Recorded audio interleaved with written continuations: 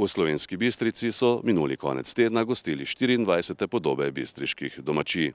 Več o tem, kaj se je dogajalo, nam je povedal Tomaž Repnik, predsednik organizacijskega odbora in direktor Razvojno-informacijskega centra Slovenska Bistrica. Kot ste omenili, letošnje leto je bilo nasploh posebno, to vemo, posledično so seveda tudi organizacije podobnih dogodkov razmeram prilagojene. Dejansko to pomeni, da smo praktično sproti seveda spremljali vsa obvestila, vsa navodila, vse uredbe, kar se tiče izvedbe javnih dogodkov, posebej nenazadnje s poudarkom zagotavljanja epidemiološke varnosti, povedano povsem po domače, zagotavljanje pogoja PCT, ki je zdaj nekako postal kar na podobnih prireditvah obvezna sestavina dogajanja, oziroma obvezen pogoj za vstop na prireditev. Kljub temu pa je bil program zelo pester. Kaj vse se je torej dogajalo v teh dveh dneh? Tako je. Dvodnevni program smo v petek pričeli z strokovnim posvetom na temo obogatitve turistične ponudbe na podeželju.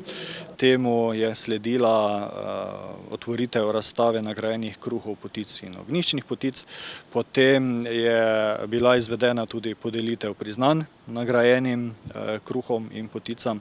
Istočasno je v petek tudi se začel izvajati festival keramike Keramikart.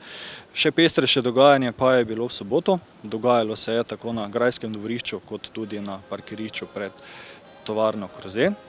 Ob že klasični grajski tržnici so se na parkirišču v okviru samega dogodka, se pravi bistriških podob, predstavljala lokalna kmetijska društva, turistična društva, potekal je festival rokodelstva, kjer so nastopali in se predstavili rokodelci iz celotne Slovenije.